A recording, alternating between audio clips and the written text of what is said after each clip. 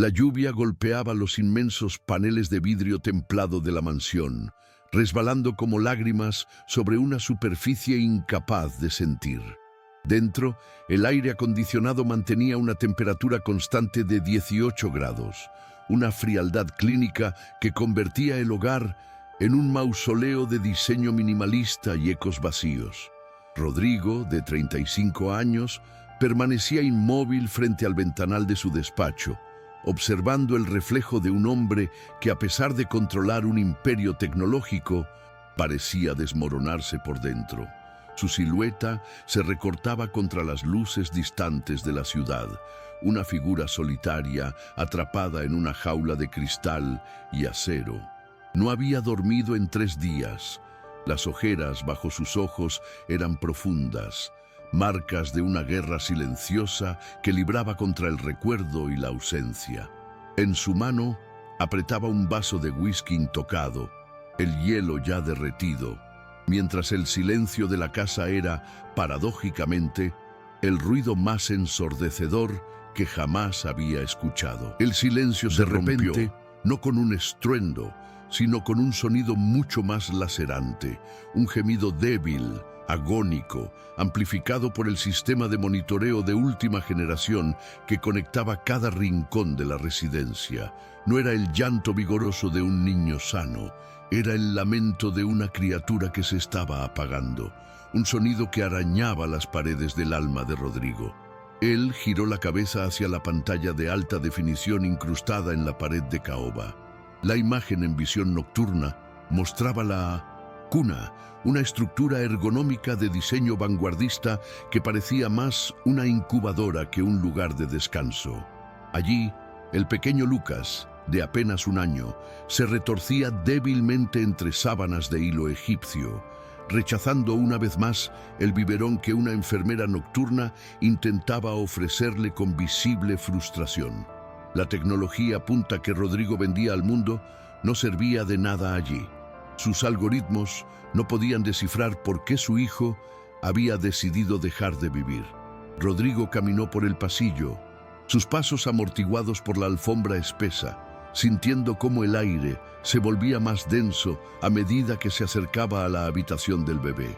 Al abrir la puerta, el olor a desinfectante y medicina golpeó sus sentidos, borrando cualquier rastro de calidez hogareña que pudiera haber existido alguna vez. La enfermera, una mujer competente pero agotada, levantó la vista con una mezcla de miedo y resignación, negando con la cabeza mientras limpiaba un rastro de fórmula láctea de la barbilla del niño. Lucas no lloraba con fuerza, simplemente emitía ese quejido continuo, un rechazo visceral a la existencia sin su madre. Rodrigo se acercó a la cuna, sintiendo un nudo en la garganta que le impedía respirar. Al mirar a su hijo, vio la piel pálida, casi traslúcida, y los ojos hundidos que lo miraban sin reconocerlo, como si él fuera un extraño intruso en su dolor. El empresario extendió una mano temblorosa para tocar la frente de su hijo, pero el niño se encogió ante el contacto, girando la cabeza hacia la pared vacía. Ese rechazo fue más doloroso que cualquier pérdida financiera. Rodrigo recordó con una claridad hiriente cómo su esposa solía llenar esa misma habitación con canciones desafinadas y risas que hacían vibrar los cristales, una energía vital que ahora parecía una leyenda lejana. La habitación estaba llena de juguetes caros que nunca habían sido tocados, móviles automáticos que giraban inútilmente y peluches de marca que miraban con ojos de botón muertos. Todo lo que el dinero podía comprar estaba allí, gritando su inutilidad. La delgadez de Lucas era alarmante.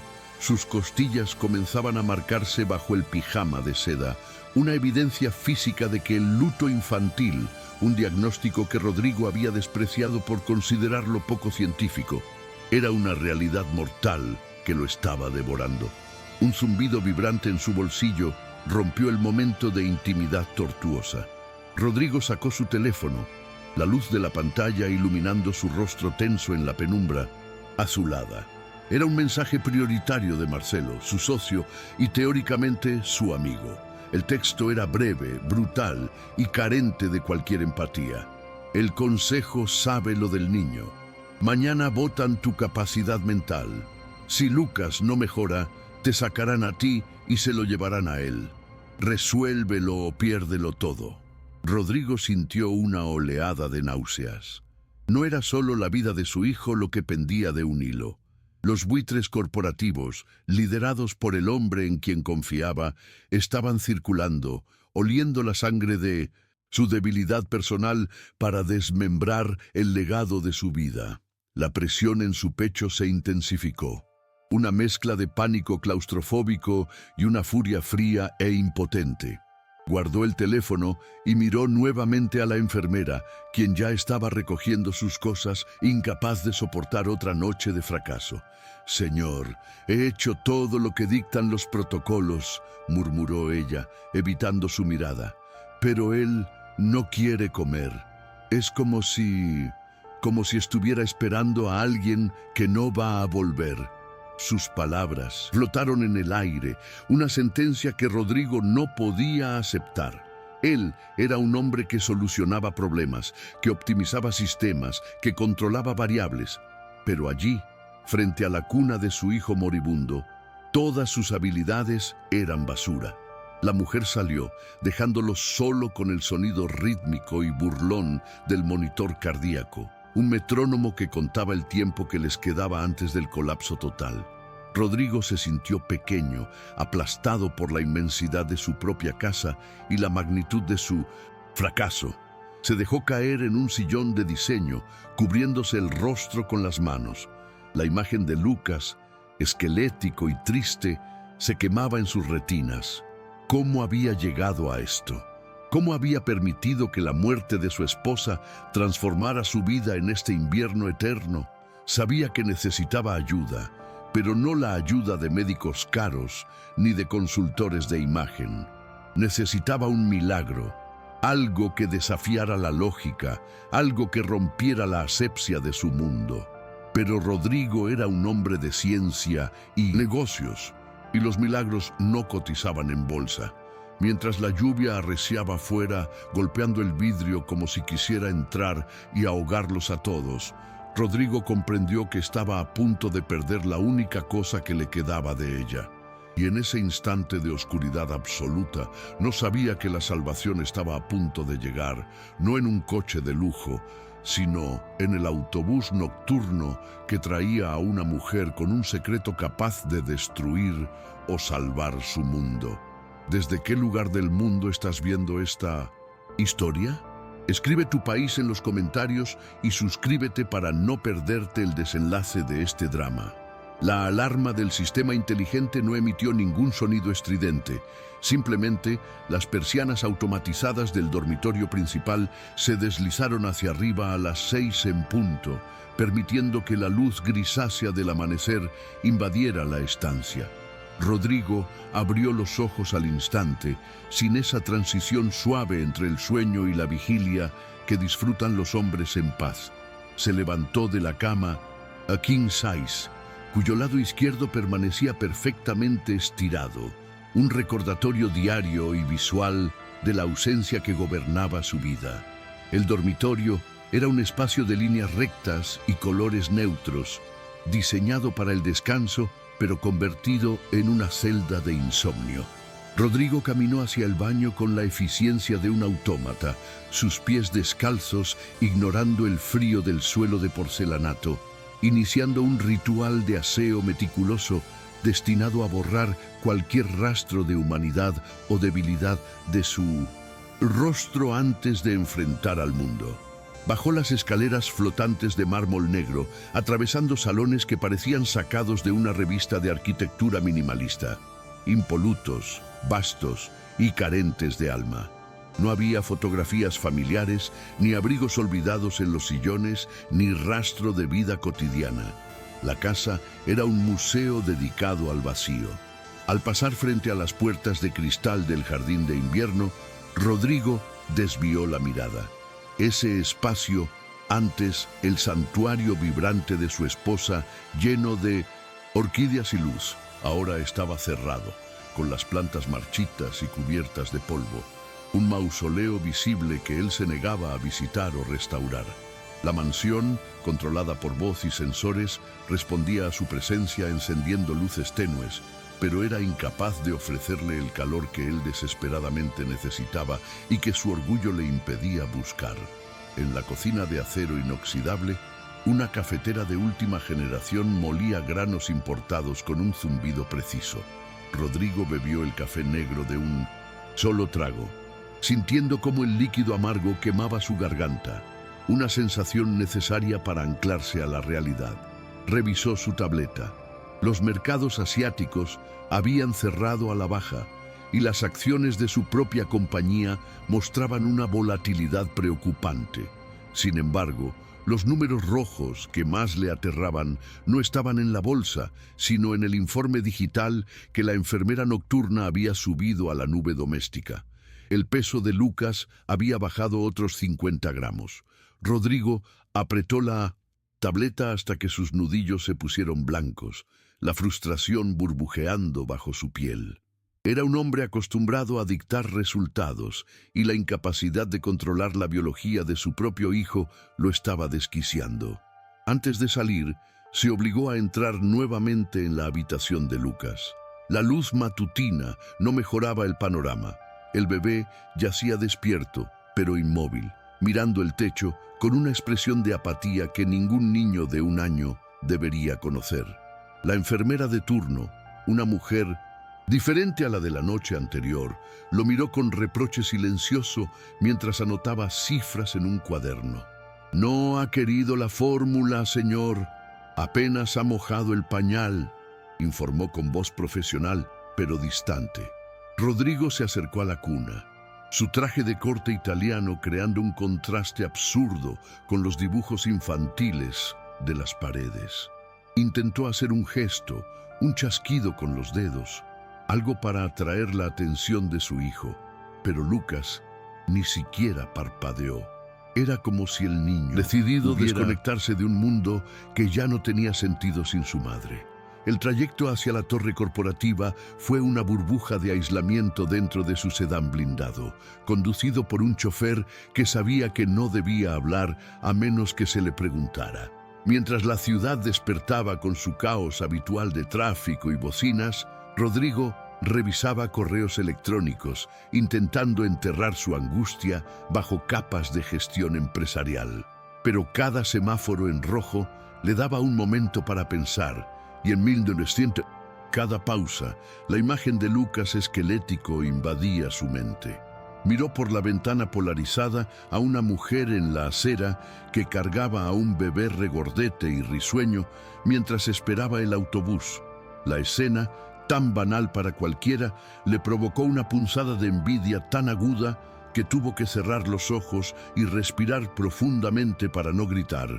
Al entrar en el vestíbulo de su empresa, la atmósfera cambió drásticamente. El edificio era una extensión de su personalidad. Vidrio, acero, eficiencia y frialdad. Los empleados se apartaban a su paso, murmurando saludos que él apenas reconocía con un leve asentimiento. Rodrigo caminaba con paso firme, proyectando una imagen de control absoluto, pero quienes lo conocían bien podían notar la tensión en su mandíbula y la rigidez de sus hombros. Subió al elevador privado que lo llevaría al piso ejecutivo, sintiendo cómo la presión atmosférica cambiaba, preparándose para la otra guerra que libraba diariamente, la defensa de su imperio contra aquellos que, oliendo su debilidad personal, buscaban destronarlo. Marcelo ya lo esperaba en su oficina, sentado con una confianza propietaria en el sillón de cuero frente al escritorio principal. No hubo saludos cordiales ni preguntas sobre su bienestar. Marcelo, su socio desde la fundación y padrino nominal de Lucas, era un hombre de ambición pragmática que veía las emociones como variables ineficientes. «El consejo está inquieto, Rodrigo», dijo sin preámbulos, tamborileando los dedos sobre una carpeta azul. «Los rumores sobre tu situación doméstica están afectando la confianza de los inversores. Dicen que no puedes cuidar de un bebé, mucho menos de una multinacional. La voz de Marcelo era suave, casi amistosa, pero sus ojos tenían el brillo depredador de quien espera el momento exacto para atacar. Rodrigo dejó su maletín sobre el escritorio y miró a su socio con frialdad. La empresa ha tenido el mejor trimestre en años, Marcelo. Los números hablan por sí solos, pero Marcelo negó con la cabeza, una sonrisa condescendiente curvando sus labios. Abrió la carpeta y deslizó un documento legal hacia Rodrigo. No se trata de números, se trata de percepción y de cláusulas de estabilidad mental. Si Servicios Sociales interviene por el estado de Lucas, la cláusula de moralidad se activa. El Consejo podría destituirte mañana mismo para proteger los activos. Rodrigo leyó el documento, las letras bailando ante sus ojos. Era una amenaza velada, un jaque mate diseñado para obligarlo a ceder el control o perderlo todo. La furia se encendió en el pecho de Rodrigo, pero la contuvo con un esfuerzo titánico. Sabía que Marcelo estaba usando la tragedia de su esposa y la enfermedad de su hijo como palancas para su propio ascenso. Lucas va a mejorar, dijo Rodrigo con voz gélida, y yo seguiré en esta silla. Marcelo se levantó alisándose el traje. Tienes 48 horas para demostrar que la situación en casa está bajo control, Rodrigo. Si no, tendré que votar con el Consejo, por el bien de la empresa, claro. Marcelo salió de la oficina dejando tras de sí un silencio cargado de amenazas. Rodrigo se quedó solo, sintiendo cómo las paredes de cristal de su despacho se cerraban sobre él, asfixiándolo. A media mañana, Rodrigo abandonó la oficina alegando una reunión externa, pero su destino era la mansión. La doctora Elena, la pediatra más renombrada de la ciudad y antigua compañera de universidad de su esposa, había acordado una visita a domicilio. Rodrigo necesitaba respuestas científicas, soluciones tangibles. Al llegar, encontró a Elena examinando a Lucas con una mezcla de profesionalismo y tristeza profunda. La doctora utilizaba instrumentos de última tecnología, pero al terminar, los guardó con lentitud, como si supiera que eran inútiles. Se giró hacia Rodrigo, quien esperaba ansioso en el umbral, desesperado por una receta, una cirugía, cualquier cosa que el dinero pudiera resolver. Físicamente, sus órganos están bien, Rodrigo, pero están empezando a fallar por falta de uso, explicó Elena con voz suave pero firme. Es un cuadro severo de depresión infantil. Failure to thrive, lo llamamos. Lucas ha perdido el deseo de vivir porque ha perdido su vínculo primario. Rodrigo sintió un golpe en el estómago. Dame una solución, Elena. Contrataré a quien sea. Compraré el equipo que necesites. Elena lo miró con compasión, una mirada que a él le resultaba insoportable. No es medicina lo que necesita. Necesita una madre. Necesita contacto piel con piel, afecto constante, alguien que reemplace el vínculo emocional que se rompió. Las enfermeras son eficientes, pero son frías. Si no empieza a comer en 2 días, tendremos que hospitalizarlo para alimentarlo por sonda. Y eso podría ser el principio del fin.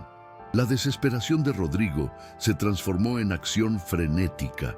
Apenas Elena se fue, comenzó el desfile de candidatas enviadas por las agencias de niñeras más exclusivas del país. Rodrigo se sentó en la sala, revisando currículums impresionantes, mujeres con títulos en psicología infantil, certificaciones en primeros auxilios, idiomas y referencias impecables. Eran perfectas sobre el papel, eficientes y pulcras, reflejos de lo que él valoraba en su empresa. Una a una fueron llevadas a la habitación de Lucas para una prueba de interacción. Rodrigo observaba desde los monitores de seguridad de su despacho, esperando ver el milagro que Elena había descrito, esperando que la competencia profesional fuera suficiente para salvar a su hijo. Pero fue un desastre absoluto. La primera candidata, una mujer estricta de uniforme almidonado, Intentó imponer un horario de alimentación rígido. Lucas respondió con un llanto desgarrador que resonó por toda la casa. La segunda, más joven y nerviosa, intentó jugar con él, pero su ansiedad era palpable y el bebé se retrajo, asustado. La tercera, una experta en estimulación temprana, llenó la cuna de tarjetas didácticas que Lucas ignoró por completo. Cada intento fallido aumentaba la tensión de Rodrigo. Veía en las pantallas cómo su hijo rechazaba a estas extrañas, cómo su llanto se convertía en tos seca y agotamiento. Despidió a la última candidata con un grito de frustración, echándola de la casa mientras la lluvia comenzaba a caer nuevamente fuera. La casa quedó en silencio una vez más, un silencio pesado y acusador. Rodrigo subió a la habitación, despidió a la enfermera del turno de tarde y se quedó solo con su hijo. Intentó cargarlo, pero sus propios brazos estaban rígidos por el miedo y la tensión. Lucas no se acomodó en su pecho. Se mantuvo tenso, un pequeño cuerpo extraño que no reconocía el olor ni el tacto de su padre. Rodrigo intentó darle el biberón, susurrando torpemente palabras que no sentía naturales, imitando lo que había visto hacer a otros. El bebé giró la cara y la leche se derramó sobre el pijama de seda y la alfombra cara. Lucas comenzó a gemir, ese sonido débil que era peor que cualquier grito, y Rodrigo sintió que se rompía por dentro. Limpió el desastre con manos temblorosas, sintiéndose el hombre más inútil del planeta. Tenía miles de empleados, millones en el banco y un poder inmenso, pero no podía hacer que su propio hijo comiera una onza de leche. Dejó a Lucas en la cuna, exhausto por el llanto, y salió al pasillo, apoyándose contra la pared, respirando con dificultad. El ultimato de Marcelo resonaba en su cabeza. 48 horas. El diagnóstico de Elena también. El principio del fin. Rodrigo miró hacia el techo, como si buscara una respuesta en la estructura arquitectónica de la casa, pero solo encontró sombras. Fue entonces cuando sonó el timbre de servicio, un sonido inusual a esa hora de la noche y con la tormenta arreciando afuera. Rodrigo frunció el ceño. No esperaba a nadie. Las agencias ya le habían dicho que no tenían más personal disponible hasta el día siguiente. Miró el monitor de la entrada de servicio. Una figura solitaria estaba parada bajo la lluvia, empapada, sin paraguas, una silueta pequeña y frágil contra el portón de acero. No parecía una niñera de agencia, parecía un error, alguien que se había perdido. Rodrigo, movido por una mezcla de curiosidad y la desesperación de quien ya no tiene nada que perder, activó el intercomunicador.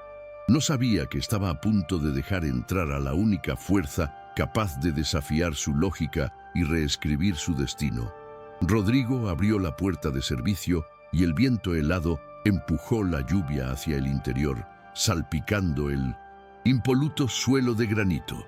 Frente a él, empapada hasta los huesos, estaba una mujer que no encajaba en ninguna de las categorías de su mundo. No llevaba el uniforme almidonado de las agencias de élite, ni portaba un maletín de cuero. Vestía un abrigo de lana desgastado que le quedaba grande, zapatos de suela gruesa manchados de barro, y sostenía una bolsa de plástico de supermercado contra su pecho como si fuera un tesoro. Su cabello grisáceo estaba pegado a la frente por el agua, y sus manos, rojas por el frío, temblaban ligeramente. No era la salvación que él esperaba. Parecía, a primera vista, un problema más que añadir a su lista. «Vengo por el anuncio de limpieza», dijo ella con una voz que, a pesar del temblor del frío, tenía una resonancia extrañamente firme. Rodrigo parpadeó, confundido por la interrupción absurda en medio de su crisis. Había olvidado cancelar la solicitud automática de personal de mantenimiento que el sistema de la casa generaba periódicamente. «No es el momento», respondió él secamente, iniciando el movimiento para cerrar la puerta en su cara. La mujer, Clara, no retrocedió.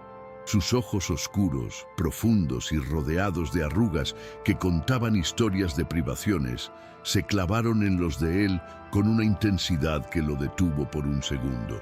«Señor, el autobús ya pasó. Si me deja esperar a que pare la lluvia», comenzó a decir, con una humildad que rozaba la súplica. En ese instante preciso, un sonido desgarrador bajó por el hueco de la escalera, atravesando el vestíbulo como una cuchilla. No era el llanto débil de antes, era un sonido de asfixia, un gorgoteo agónico que heló la sangre de Rodrigo. El monitor de seguridad en su muñeca parpadeó en rojo. Alerta de ritmo cardíaco, obstrucción respiratoria. El pánico frío y absoluto se apoderó de él. Olvidó a la mujer, olvidó la puerta abierta y la lluvia. Se giró sobre sus talones, resbalando levemente en el suelo mojado, y corrió hacia las escaleras, el corazón golpeándole las costillas como un martillo. Pero no estaba solo. Antes de que pudiera llegar al primer escalón, una sombra pasó a su lado con una velocidad sorprendente para alguien de esa edad. Clara había soltado su bolsa de plástico y corría escaleras arriba, guiada por un instinto que no requiera monitores ni alertas digitales. Rodrigo la siguió, aturdido por la intrusión pero demasiado aterrorizado por su hijo como para detenerla. Subieron los escalones de dos en dos, el sonido de las botas pesadas de ella y los zapatos de suela de cuero de él, creando una cacofonía de urgencia en la casa silenciosa. Irrumpieron en la habitación del bebé casi al mismo tiempo. La escena era una pesadilla. Lucas estaba arqueado en la cuna, su rostro tornando a un color violáceo, la boca abierta en un grito silencioso. Se había atragantado con su propio reflujo, demasiado débil para toser y limpiarse. Rodrigo se quedó paralizado un microsegundo, su mente de ingeniero buscando el protocolo, el número de emergencias, la maniobra correcta aprendida en un curso teórico. El miedo lo había convertido en estatua. La tecnología lo rodeaba, inútil y muda. Clara no dudó. Apartó a Rodrigo con un empujón que no tenía nada de respetuoso y metió las manos en la cuna. No pidió permiso, no se lavó las manos con gel desinfectante, no consultó los signos vitales. Agarró al bebé con una firmeza que parecía brusca, pero que era experta. Lo volteó sobre su antebrazo y le dio 2 golpes secos y precisos en la espalda entre los omóplatos. El movimiento fue fluido, antiguo, una técnica que no se enseña en las universidades, sino que se hereda en las cocinas y patios. Un sonido húmedo rompió el silencio, seguido de una bocanada de aire y finalmente un llanto fuerte, vigoroso, el primer sonido de vida real que Lucas emitía en semanas. Rodrigo sintió que sus rodillas cedían. Se apoyó en el marco de la puerta, viendo cómo esa mujer extraña, mojada y sucia, sostenía a su hijo, el heredero de su imperio, contra un abrigo que olía a lluvia y a calle. El contraste era violento, la asepsia blanca de la habitación manchada por la realidad cruda de la vida exterior. Lucas seguía llorando, pero ya no era por asfixia, sino por miedo y malestar. Rodrigo dio un paso adelante para tomar a su hijo, para recuperar el control de la situación, pero algo lo detuvo. Clara había comenzado a moverse. No se quedó quieta. Empezó a mecerse con un ritmo hipnótico, caminando descalza sobre la alfombra cara. Había dejado sus botas en la entrada de la habitación sin que él se diera cuenta. Y entonces empezó el sonido. No era una canción convencional. Era un tarareo grave, vibrante, que nacía de su pecho y resonaba contra el cuerpo del bebé. Un sonido gutural y suave a la vez. Una frecuencia que parecía diseñada para desactivar el sistema nervioso simpático. Clara le susurraba cosas al oído a Lucas, palabras que Rodrigo no podía distinguir desde su posición, pero que tenían una cadencia musical, Un rezo pagano. Casi lo que sucedió a continuación desafió toda la lógica que Rodrigo había construido para protegerse. Lucas, el niño que rechazaba a todos, el bebé que se retorcía ante el contacto, dejó de luchar. Sus pequeños puños, cerrados en tensión, se abrieron lentamente. Su respiración se acompasó con la de la mujer. Apoyó la cabeza en el hombro húmedo de Clara, buscando calor, buscando ese olor a lluvia que traía del mundo exterior. En menos de 2 minutos, el llanto cesó por completo, reemplazado por un suspiro profundo de alivio. Rodrigo observaba la escena como quien presencia un acto de brujería. Se sentía un intruso en su propia casa, desplazado por una fuerza elemental que no comprendía. La mujer se sentó en la mecedora de diseño escandinavo, que crujió bajo su peso y siguió tarareando, ignorando por completo la presencia del dueño de la casa. Ella sacó un pañuelo de tela de su bolsillo, un trozo de algodón desgastado con bordes deshilachados, y limpió suavemente la cara del bebé. Lucas no se apartó. «Tiene hambre», dijo Clara sin mirar a Rodrigo, su voz ahora suave, carente de la urgencia de antes. «Pero no quiere el plástico no tiene vida». Rodrigo, saliendo de su trance, corrió a buscar un biberón preparado que estaba en el calentador. Se lo tendió, sintiéndose torpe, como un asistente subordinado. Clara tomó el biberón, pero no se lo metió en la boca al niño de inmediato. Primero dejó caer una gota en su propia muñeca, luego rozó los labios del bebé con la tetina, susurrando de nuevo esa melodía extraña. Lucas abrió la boca y comió. Bebió con avidez, sus ojos fijos en el rostro de la mujer, como si estuviera absorbiendo no solo la leche, sino la energía que ella emanaba. Rodrigo sintió una mezcla de alivio inmenso y celos corrosivos. Había pagado a las mejores especialistas, había comprado la mejor leche y había fallado. Esta mujer, con manos de trabajadora y ropa de segunda mano, había logrado en 5 minutos lo que él no pudo en 1 mes. Cuando el biberón se vació, Lucas ya estaba dormido. Un sueño pesado, reparador, sin los espasmos habituales. Clara se levantó con cuidado y lo depositó en la cuna. Se quedó un momento allí, con la mano sobre el pecho del niño, hasta asegurarse de que el ritmo era estable. Luego se giró hacia Rodrigo, bajando la cabeza, volviendo a adoptar la postura sumisa de quien sabe que ha cruzado una línea invisible de clase social. «Perdone, señor, no quise, solo reaccioné», murmuró, retrocediendo hacia la puerta. Rodrigo miró a su hijo durmiendo y luego a la mujer que estaba a punto de irse.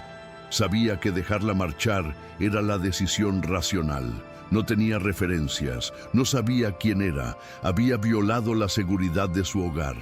Pero también sabía que si ella cruzaba esa puerta, la muerte volvería a sentarse junto a la cuna. El ultimato de Marcelo pesaba sobre sus hombros como una losa de plomo. 48 horas. «Espera», dijo Rodrigo, su voz ronca. Clara se detuvo en el umbral con la mano en el marco de la puerta. «¿Cuánto quieres?», preguntó él, sacando su mentalidad transaccional como escudo. Ella lo miró, y por un segundo Rodrigo vio una chispa de desprecio o quizás de lástima en sus ojos. «No soy niñera, señor, soy limpiadora», respondió ella. «No me importa lo que seas», replicó Rodrigo dando un paso hacia ella, invadiendo su espacio personal con su desesperación. «Hiciste que comiera, hiciste que durmiera, te contrato, el triple de lo que pensabas. Ganar limpiando, pero te quedas aquí, ahora, esta noche». No era una oferta de empleo, era una orden dictada por el pánico. Necesitaba comprar esa magia, apropiarse de ella, controlarla. Clara dudó. Miró hacia la cuna, donde el bebé dormía plácidamente, y luego miró alrededor de la habitación fría y estéril. Pareció calcular algo, no dinero, sino un costo emocional que Rodrigo no podía ver. Finalmente, asintió levemente. «Me quedo», dijo, «pero a mi manera, sin uniformes todo el tiempo, sin cámaras en mi cara. Rodrigo asintió sin pensar. Hecho. Mientras Clara bajaba a recoger su bolsa de plástico mojada, Rodrigo se quedó solo en el pasillo. La adrenalina comenzaba a bajar, dejando paso a una nueva ansiedad. Había metido a una desconocida en su santuario, una mujer que venía de la nada y que ahora tenía el control de lo único que importaba. Miró por la ventana. La tormenta seguía rugiendo, pero ahora el peligro también estaba dentro de casa. Había solucionado la emergencia inmediata, pero sentía con una certeza inquietante que acababa de perder el control de su vida. El primer cambio no fue visual, sino olfativo.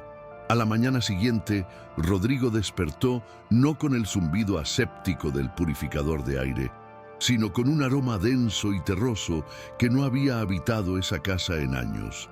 Olía a cebolla caramelizada, a caldo de huesos hirviendo a fuego lento, a hierbas frescas machacadas. Era un olor invasivo, primitivo, que se filtraba bajo la puerta de su habitación, blindada, desafiando la neutralidad de su existencia. Rodrigo se vistió con prisa, sintiendo una irritación irracional. Su casa, su templo de orden, había sido violada por la anarquía de la cocina casera. Al bajar, encontró la cocina de diseño transformada en un campo de batalla culinario.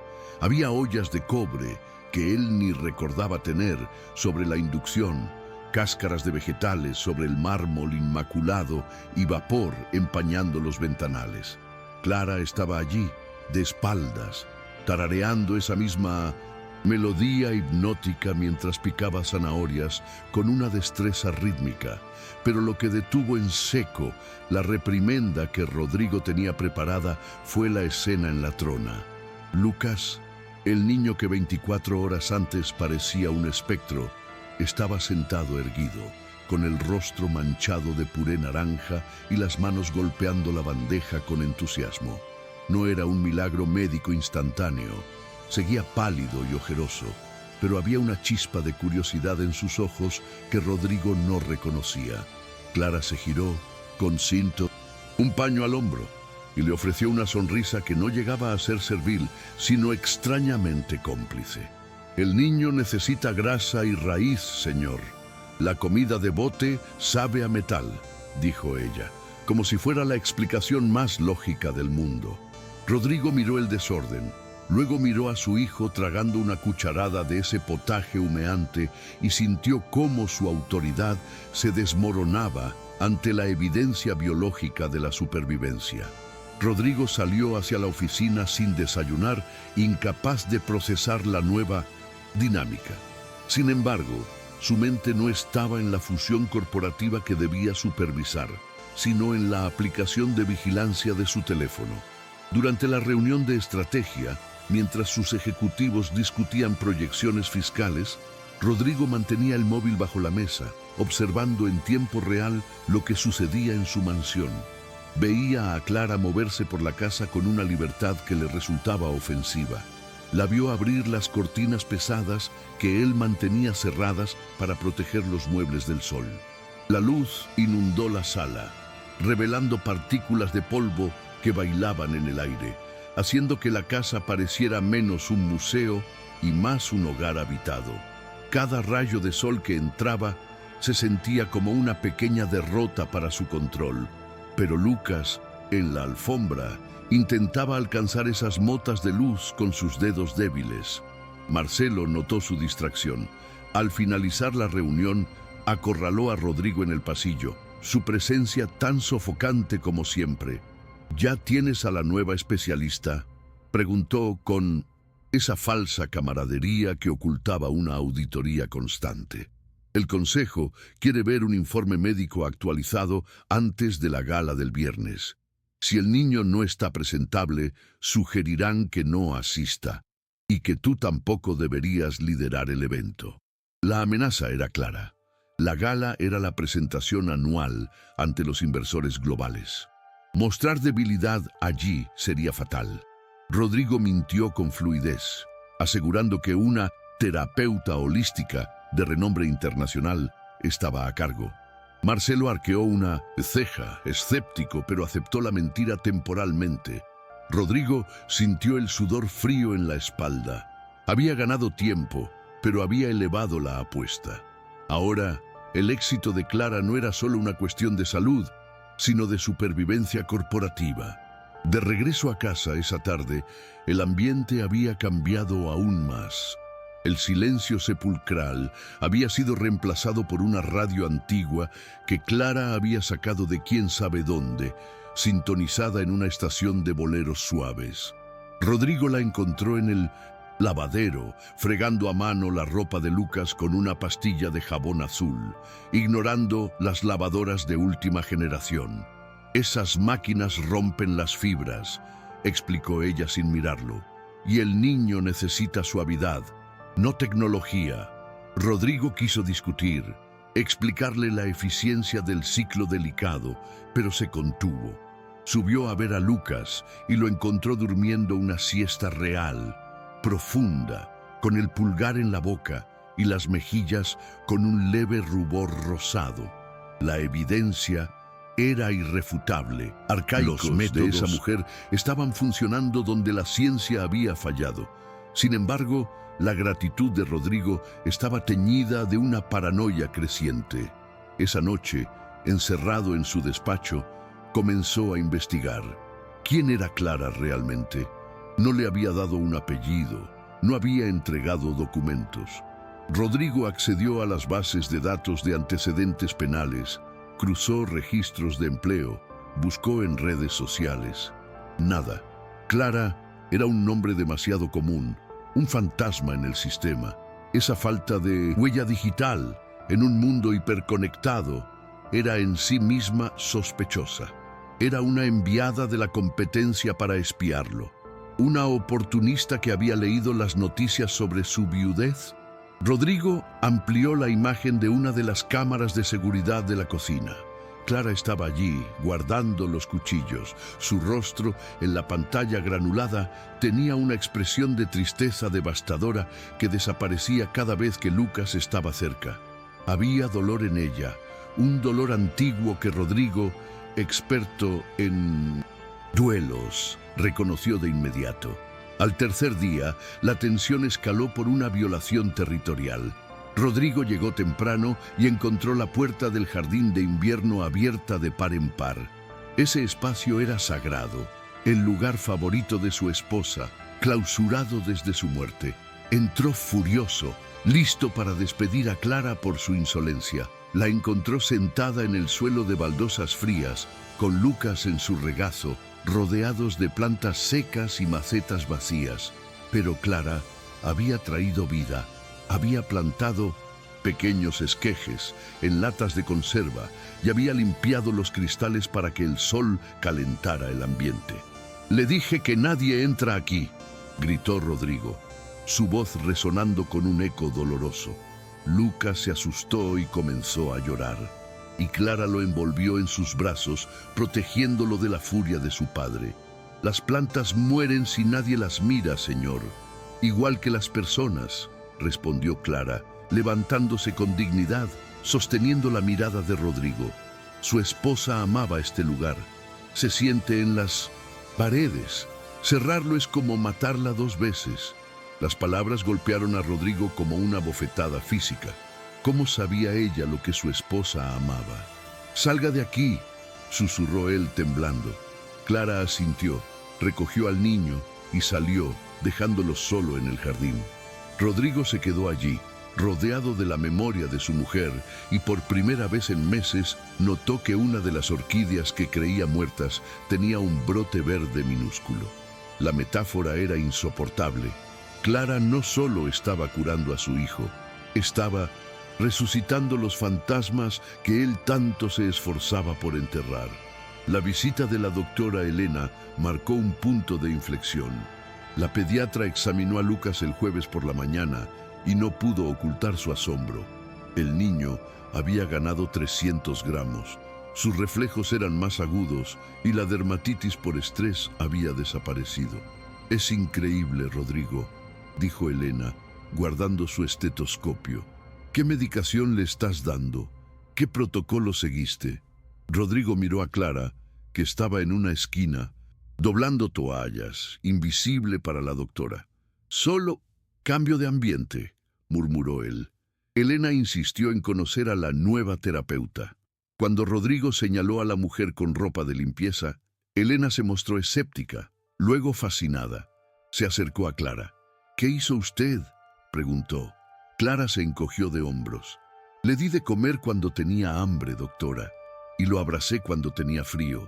No hay ciencia en eso». Esa validación médica debería haber tranquilizado a Rodrigo, pero solo aumentó su inquietud. Se sentía desplazado. Su hijo buscaba los ojos de Clara, no los suyos. Cuando Rodrigo intentaba cargarlo, Lucas se mostraba tolerante pero distante. Cuando Clara entraba en la habitación, el niño se iluminaba. Los celos paternales, un sentimiento que Rodrigo nunca pensó experimentar, comenzaron a corroerlo. Se sentía un proveedor de recursos, una tarjeta de crédito con piernas, mientras esa desconocida se convertía en el centro emocional de su familia.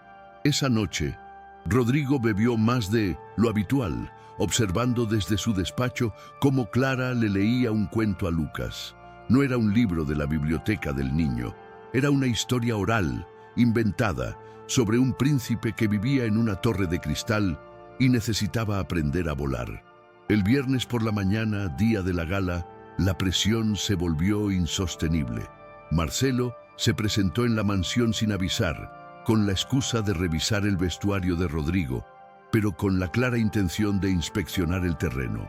Rodrigo lo interceptó en el vestíbulo, pero Marcelo, con su arrogancia habitual, caminó directo hacia la sala. Allí estaba Clara, limpiando el polvo de una estantería mientras Lucas jugaba en el suelo. Al ver a Marcelo, Clara se tensó visiblemente, se le cayó el plumero de las manos y su rostro palideció. Una reacción de miedo visceral que no pasó desapercibida para Rodrigo.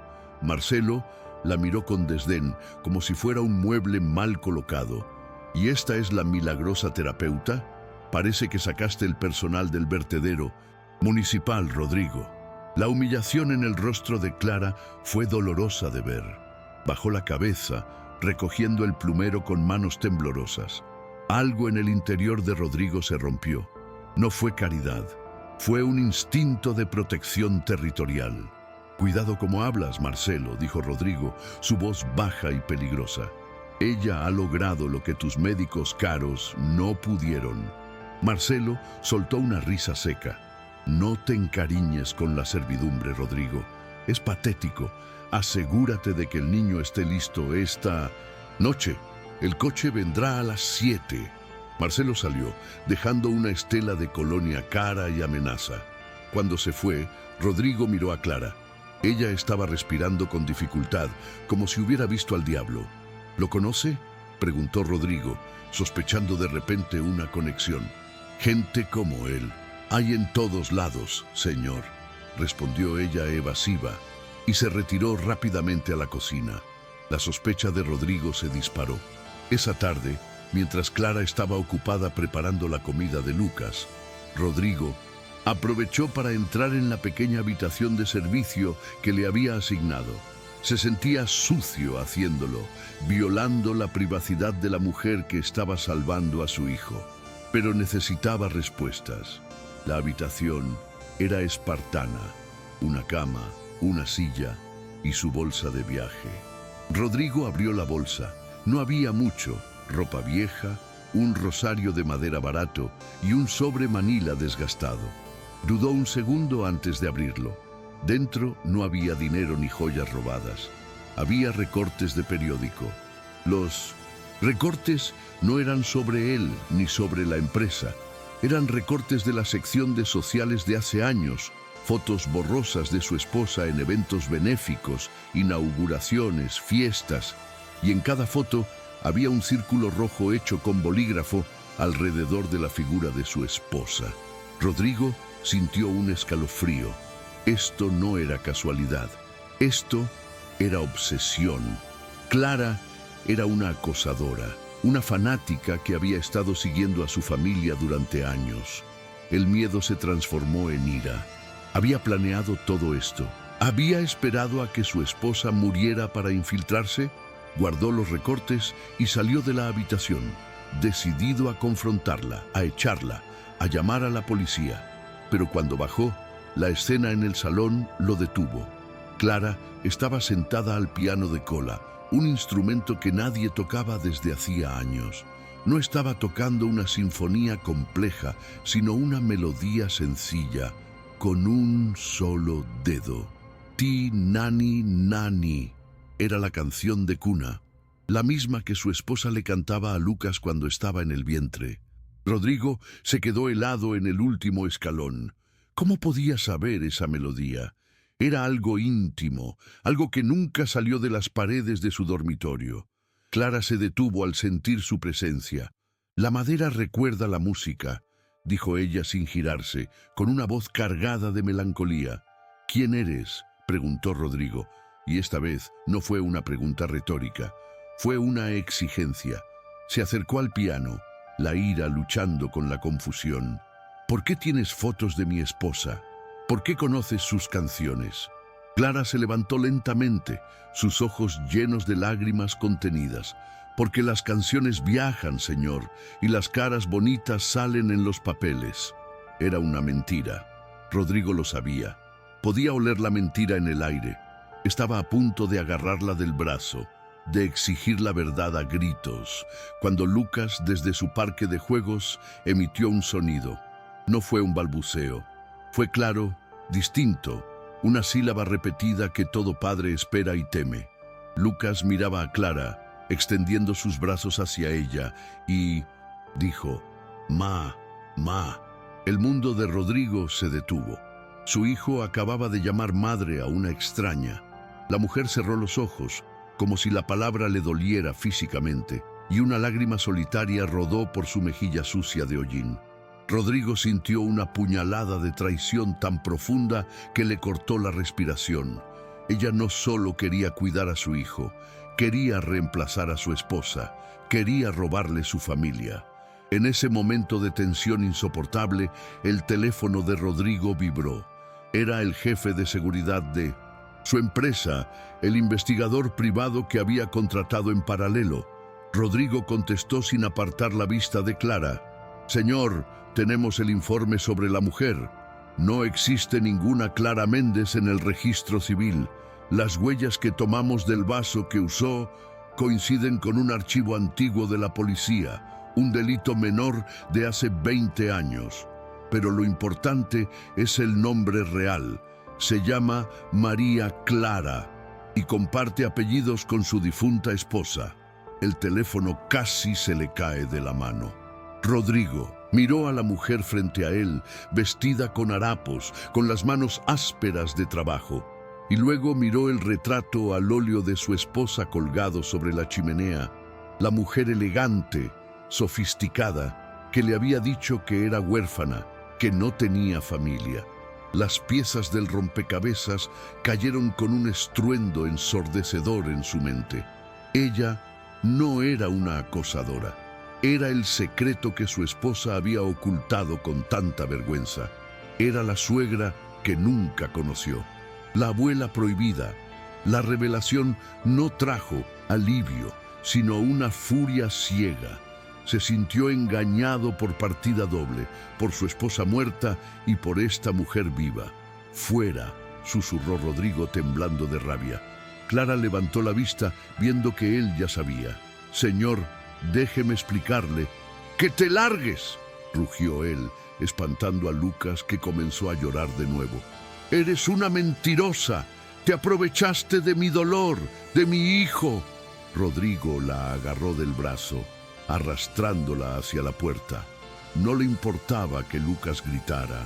No le importaba Faltaran 2 horas para la gala.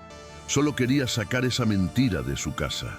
Clara intentó resistirse, no con fuerza, sino con palabras. «Él me necesita. Esta noche tiene miedo de los ruidos fuertes. Por favor, déjeme quedarme solo hasta que se duerma». Pero Rodrigo estaba sordo por el dolor del orgullo herido. Abrió la puerta principal y la empujó hacia la tarde gris. No vuelvas nunca. Si te veo cerca de mi hijo, te destruyo.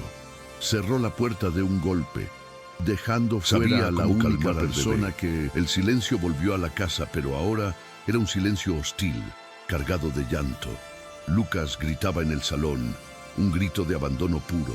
Rodrigo se apoyó contra la puerta cerrada, respirando agitadamente. Había recuperado el control de su casa, había expulsado a la intrusa, pero al mirar hacia el salón, donde su hijo se golpeaba la cabeza contra el suelo en un ataque de ansiedad, Rodrigo supo que había cometido un error terrible y el reloj marcaba las 6. Limusina para la gala llegaría en 1 hora.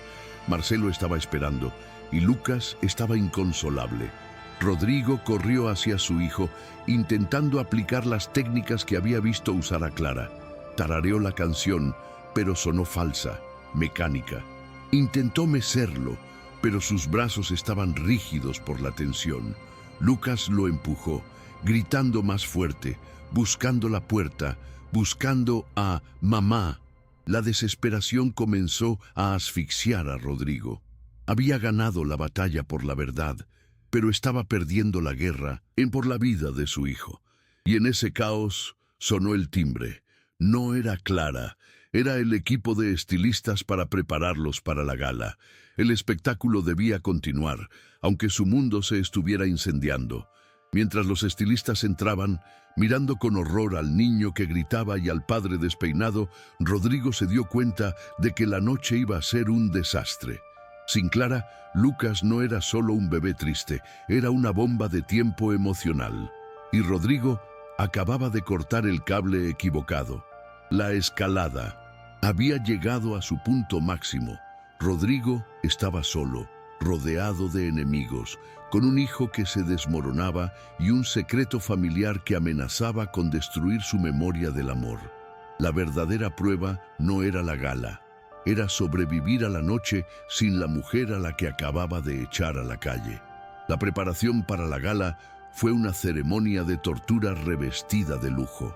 En la mansión, los estilistas trabajaron con la eficiencia de embalsamadores, vistiendo a Rodrigo con un smoking de corte impecable y tratando de ocultar las ojeras de Lucas bajo una capa de polvos hipoalergénicos.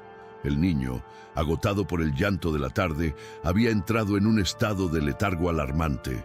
Ya no luchaba, simplemente se dejaba manipular como un muñeco de trapo, con la mirada perdida en un punto invisible del techo. Rodrigo observaba el proceso en el espejo, ajustándose el nudo de la pajarita con manos que parecían ajenas, sintiendo que se estaba disfrazando de un hombre exitoso mientras su realidad se desmoronaba. La ausencia de Clara era un agujero negro en la habitación, un vacío que absorbía todo el oxígeno. Sin su presencia, la casa había vuelto a ser fría, y el silencio de Lucas no era paz, sino una rendición aterradora ante la soledad que había vuelto para reclamarlo. El trayecto en la limusina hacia el centro de convenciones fue un viaje a través del purgatorio. Marcelo iba en el asiento de enfrente, revisando el discurso de Rodrigo en una tableta, haciendo correcciones de último minutos sobre proyecciones de crecimiento y estabilidad corporativa. A su lado, en la silla de seguridad de cuero, Lucas permanecía inmóvil, con los ojos abiertos pero sin enfocar, respirando con un ritmo superficial que aterrorizaba a Rodrigo. Cada vez que el coche pasaba por un bache, Rodrigo instintivamente extendía la mano para consolar a su hijo, pero se detenía a medio camino, recordando que su toque no tenía el poder curativo que necesitaba. La ciudad desfilaba fuera de las ventanas pintadas, una mancha de luces de neón y lluvia, indiferente al drama que se desarrollaba dentro del vehículo blindado. Rodrigo sintió, con una certeza nauseabunda, que estaba llevando a su hijo a una ejecución pública, sacrificándolo en el altar de su propia reputación. La llegada a la alfombra roja fue un asalto sensorial. Los flashes de las cámaras estallaron como granadas de luz, cegando momentáneamente a Rodrigo, mientras el chofer abría la puerta. Marcelo salió primero, sonriendo con la confianza de un tiburón en aguas conocidas, proyectando la imagen de fuerza que el mercado exigía. Rodrigo lo siguió, cargando a Lucas en brazos, intentando proteger los ojos del niño con su mano. Los reporteros gritaban preguntas sobre la fusión, sobre las acciones, pero algunos, más audaces, preguntaban por el bebé milagro y la salud mental del CEO. Rodrigo forzó una sonrisa rígida, caminando rápido hacia la entrada, sintiendo el cuerpo de Lucas extrañamente frío contra su pecho. No había reacción en el niño ante el ruido o la luz. Estaba desconectado, flotando en una burbuja de apatía que ningún flash podía penetrar. En ese momento, Rodrigo comprendió que el verdadero peligro no eran los inversores, sino la vida que se escapaba entre sus brazos. Dentro del salón de baile, bajo candelabros de cristal que costaban más que una casa promedio, la élite empresarial de la ciudad bebía champán y murmuraba. Rodrigo entregó a Lucas a una niñera de la agencia contratada específicamente para esa noche, con instrucciones estrictas de permanecer en el área reservada detrás del escenario. La mujer, nerviosa, tomó al bebé con cuidado, pero Lucas ni siquiera se inmutó al cambiar de brazos. Rodrigo sintió un impulso violento de arrebatarlo de vuelta y salir corriendo, pero Marcelo le puso una mano firme en el hombro. «Es la hora, Rodrigo. Sube ahí y véndeles el futuro. Recuerda, tu vida depende de estos 15 minutos». La amenaza era clara. Si fallaba, Marcelo tomaría el control. Amanecer. Rodrigo asintió, tragándose el pánico, y caminó hacia el podio iluminado, dejando a su hijo en la penumbra del backstage. El discurso comenzó bien, o al menos eso parecía. Rodrigo hablaba de sinergias y tecnología, usando las palabras que había memorizado, pero su mente estaba detrás del telón de terciopelo. Podía sentir la mirada de cientos de personas sobre él, evaluando no solo sus palabras, sino su estabilidad.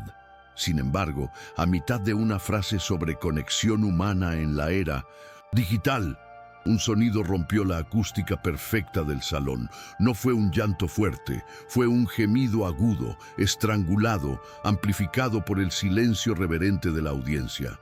Provenía de detrás del escenario. Rodrigo se congeló. El público se removió incómodo.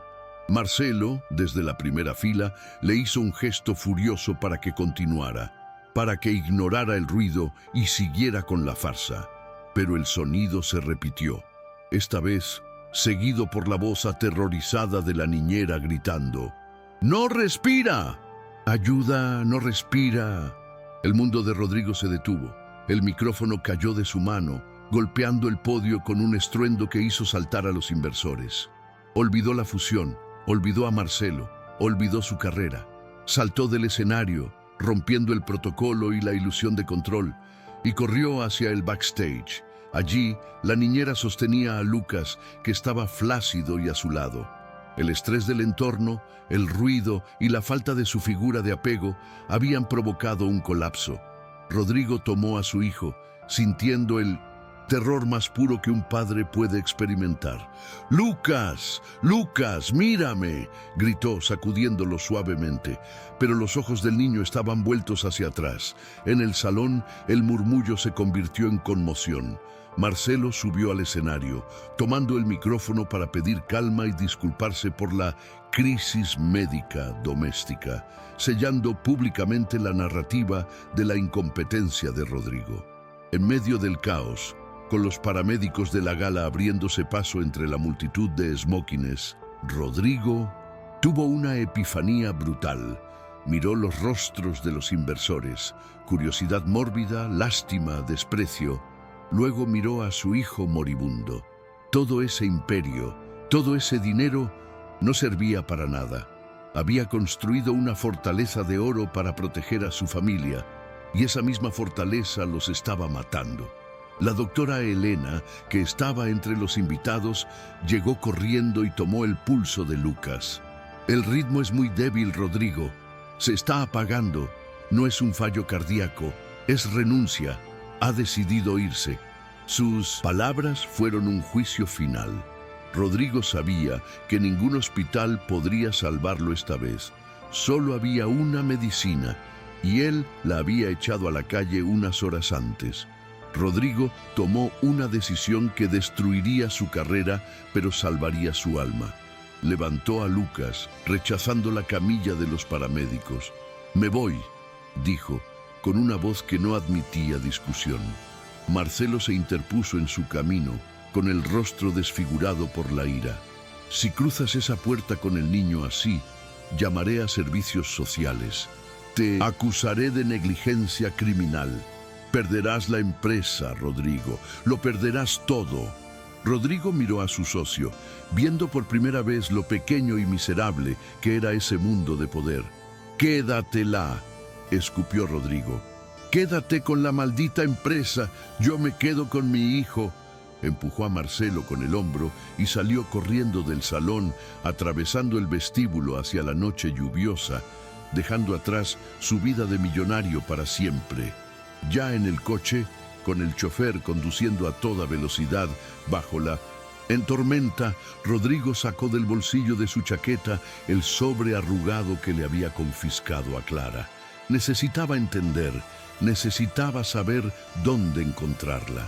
Encendió la luz de lectura, sus manos temblando mientras Lucas jadeaba débilmente a su lado.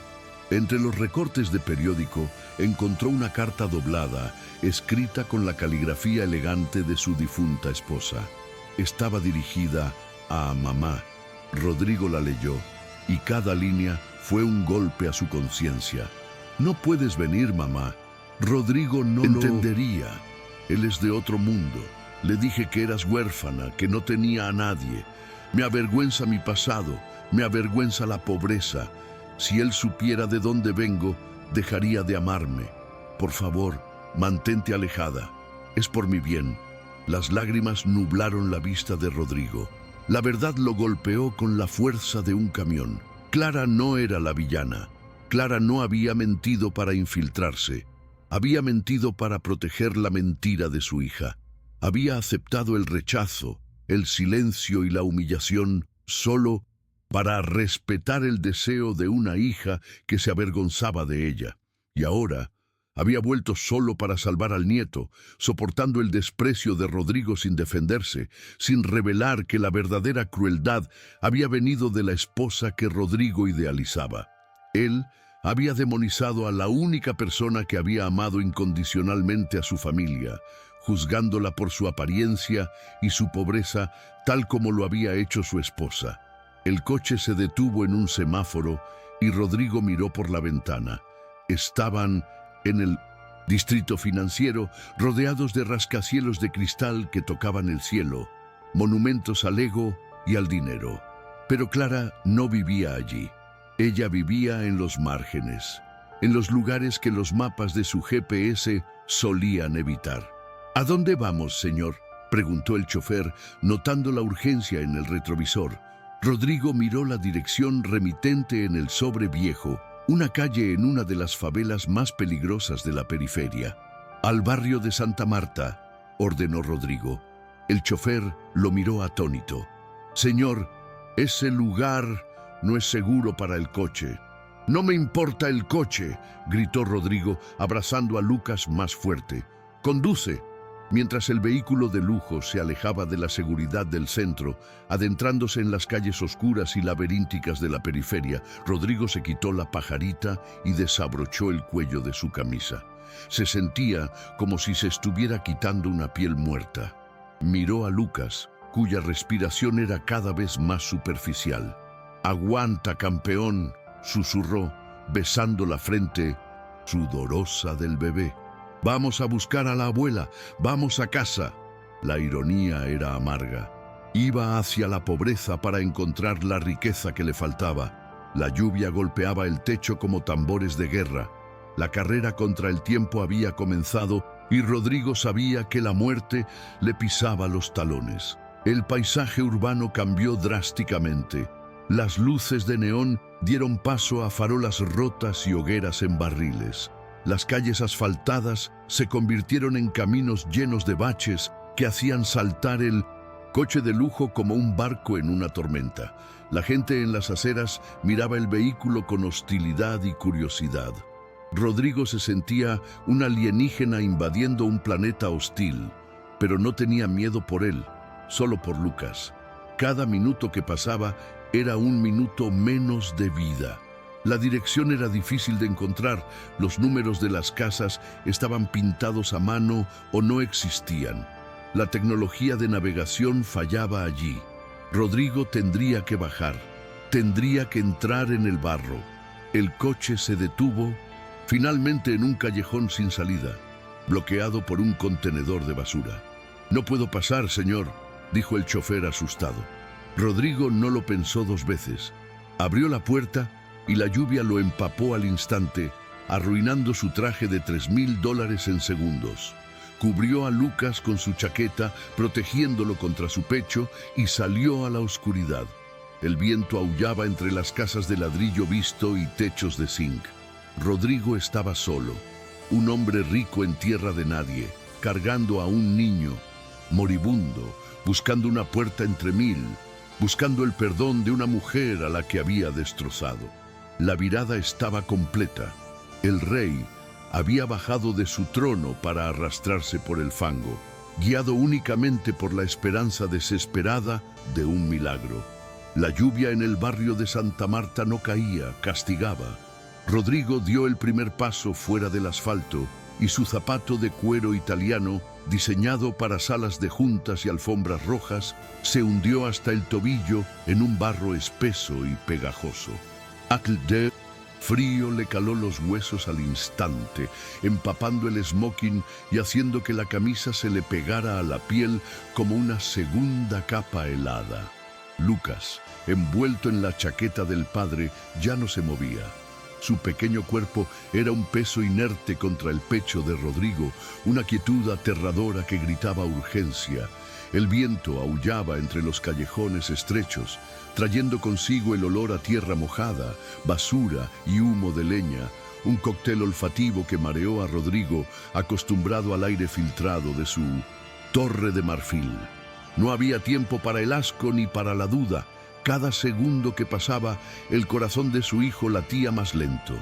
El laberinto de la favela se abría ante él como una boca oscura y dentada. No había líneas rectas, solo escaleras interminables de cemento desnudo, pasadizos que giraban sin lógica y cables eléctricos que colgaban como lianas negras sobre su cabeza. Rodrigo intentó orientarse, pero la arquitectura orgánica del lugar desafiaba cualquier mapa mental que poseyera. Las casas se apilaban unas sobre otras en una precariedad desafiante, con ventanas iluminadas que lo observaban como ojos brillantes en la oscuridad. Se sentía un intruso, un virus extraño invadiendo un organismo vivo que lo rechazaba. Resbaló en un escalón cubierto de musgo, raspándose la rodilla, pero se enderezó con un gruñido, protegiendo la cabeza de Lucas con una mano, mientras con la otra se aferraba a una barandilla oxidada. ¡Clara! ¿Alguien conoce a Clara?, gritó Rodrigo, su voz perdiéndose en el estruendo de la tormenta. Nadie respondió. Solo se escuchaba el repiqueteo furioso del agua sobre los techos de zinc y la música lejana de una radio que tocaba funk a todo volumen. La gente lo miraba desde los marcos de las puertas y las ventanas entreabiertas, rostros endurecidos por la vida que observaban con desconfianza al hombre rico desesperado. Para ellos, él representaba el poder que los ignoraba, el dinero que los oprimía. Rodrigo sintió la hostilidad en el aire, densa como la humedad. Un perro callejero, escuálido y mojado, le ladró enseñando los dientes, bloqueando momentáneamente su camino en un callejón estrecho. De las sombras surgieron tres figuras jóvenes, bloqueando el paso en el siguiente tramo de escaleras. Llevaban capuchas y miraban a Rodrigo con una mezcla de burla y cálculo. «¿Te perdiste, Playboy?», Soltó uno de ellos, dando un paso adelante. En cualquier otro momento, Rodrigo habría sentido miedo o habría llamado a seguridad. Ahora, solo sentía una determinación salvaje. No tenía tiempo para negociaciones territoriales. Lucas emitió un suspiro entrecortado, un sonido de hambre de aire que heló la sangre de su padre. Rodrigo no retrocedió. Avanzó hacia ellos con los ojos inyectados en sangre y agua, irradiando la locura de quien ya lo ha perdido todo. «No busco problemas», jadeó Rodrigo, deteniéndose a 1 metro de los jóvenes. «Busco a Clara Méndez, la curandera. Mi hijo se muere».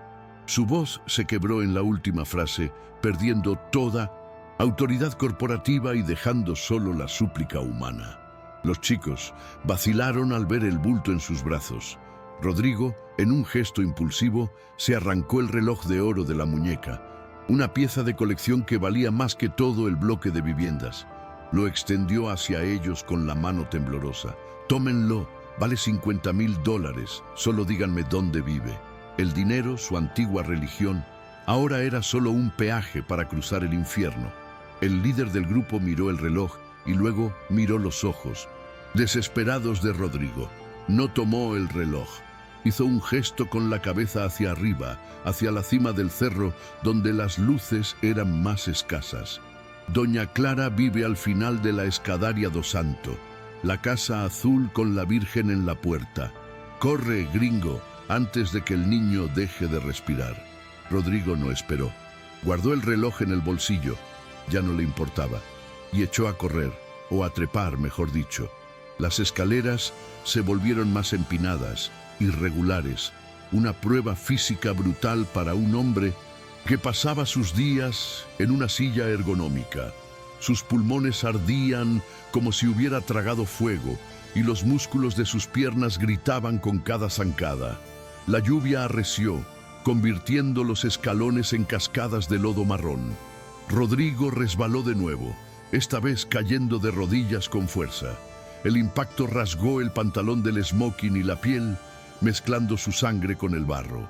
Pero no soltó a Lucas. Se quedó un segundo en el suelo, jadeando, sintiendo el agua golpearle la nuca. La humillación física completa. Era el CEO, el visionario, el hombre del año, ahora arrodillado en el fango, sucio y roto. Y en esa caída se despojó de la última capa de su ego. Se levantó no como empresario, sino como padre, impulsado por una fuerza animal. «Aguanta, Lucas, ya llegamos», gritó al viento, aunque el bebé ya no respondía. Su teléfono vibró en el bolsillo interior de la chaqueta, una intrusión del mundo que había abandonado. Rodrigo lo ignoró, pero la vibración persistente era un recordatorio de la amenaza de Marcelo. Sabía lo que estaba pasando al otro lado de la ciudad. Abogados redactando órdenes de emergencia, jueces siendo despertados, patrullas de policía recibiendo la alerta de un padre inestable secuestrando a un menor en riesgo médico. Las sirenas que escuchaba a lo lejos, mezcladas con la tormenta, podían ser reales o imaginarias. Pero el reloj de arena estaba a punto de vaciarse. No solo corría contra la muerte de Lucas, sino contra la ley que venía a arrebatárselo. A medida que subía, el entorno cambiaba. El olor a basura quedaba atrás, reemplazado por aromas de hierbas plantadas en latas y ropa limpia tendida bajo techos improvisados. La comunidad se cerraba a su alrededor. Una anciana que barría el agua de su entrada lo vio pasar y se persignó al ver el estado del niño. «¿Es el nieto de Clara?», murmuró, reconociendo quizás los rasgos de la hija muerta en el rostro del bebé. Rodrigo captó la palabra nieto y sintió una punzada de culpa. Había separado a esa abuela de su sangre por orgullo y ahora tenía que escalar una montaña para devolverlo. La ironía del destino era cruel y precisa. Llegó a un tramo donde las escaleras terminaban y comenzaba un sendero de tierra. Sus zapatos estaban destrozados, sus pies sangraban dentro del cuero. A la derecha vio la casa azul. Era pequeña, construida con ladrillos desnudos y pintada con un azul vibrante que desafiaba la grisura de la tormenta. En la puerta, una pequeña imagen de cerámica de una virgen estaba iluminada por una vela que resistía el viento, protegida por una botella de plástico cortada. Era un faro de fe en medio del caos. Rodrigo sintió que las piernas le fallaban, pero la visión de la meta le dio un último impulso de adrenalina. Corrió los últimos metros tropezando, con la visión borrosa por la lluvia y las lágrimas. Llegó a la puerta de madera, hinchada por la humedad, y golpeó con el puño, desesperado. «¡Clara! ¡Clara, por favor!», gritó, su voz ronca y rota. El sonido de sus golpes resonó hueco, compitiendo con los truenos. Lucas estaba frío, terriblemente frío. Rodrigo pegó la oreja al pecho del niño. El latido era un aleteo débil, casi imperceptible, como una mariposa atrapada en un frasco sin aire. «No te mueras ahora, no me hagas esto», sollozó Rodrigo, golpeando la puerta con el hombro, dispuesto a derribarla si era necesario. La puerta se abrió de golpe. Clara estaba allí, vestida con una bata de franela vieja, con el cabello suelto y los ojos rojos de haber llorado. Se quedó paralizada un instante al ver al fantasma que tenía enfrente, el hombre poderoso que la había humillado, ahora convertido en una aparición cubierta de barro y desesperación. Pero su mirada bajó inmediatamente al bulto en sus brazos. No hubo preguntas ni reproches ni «te lo dije». El instinto maternal y de abuela borró cualquier resentimiento. «¡Dámelo!», ordenó ella, extendiendo los brazos con una autoridad que no admitía discusión. Rodrigo le entregó a Lucas, sintiendo cómo el peso físico desaparecía, pero el peso emocional se duplicaba. Al soltar a su hijo, se sintió vacío, inútil. Clara abrazó al niño contra su pecho, pegando su mejilla a la frente helada del bebé. «¡Dios mío, está helado!», exclamó, dándose la vuelta y entrando corriendo en la casa. «¡Entra y cierra la puerta!», gritó ella sin mirar atrás. Rodrigo cruzó el umbral, dejando el rastro de barro y agua en el suelo limpio de cemento pulido. Cerró la puerta tras de sí, dejando fuera la tormenta. Pero el silencio súbito dentro de la casa fue aún más aterrador. El interior de la casa era un contraste absoluto con la mansión de cristal. Era pequeña, abarrotada de muebles sencillos, pero llena de color y calor. Había alfombras tejidas a mano, estantes llenos de frascos con hierbas secas y en la pared principal un altar con velas y fotos. Rodrigo vio, con el corazón encogido, docenas de fotos de su esposa, desde bebé, niña escolar, adolescente, hasta una foto robada de su boda. Desde tomada, era el santuario de una madre que nunca dejó de amar en la distancia. El olor a eucalipto y romero impregnaba el aire, un aroma a curación antigua. Clara colocó a Lucas sobre la mesa de la cocina, que estaba cubierta con un hule de flores. Comenzó a desvestirlo con manos rápidas y precisas. El bebé estaba cianótico, sus labios azules. Se ha ido dentro de sí mismo», murmuró Clara, más para ella que para Rodrigo. Comenzó a frotar las extremidades del niño con un aceite que olía a canela y fuego, intentando reactivar la circulación. Rodrigo se quedó parado junto a la puerta, goteando agua sucia, sintiéndose indigno de estar allí. «¿Qué puedo hacer?», susurró.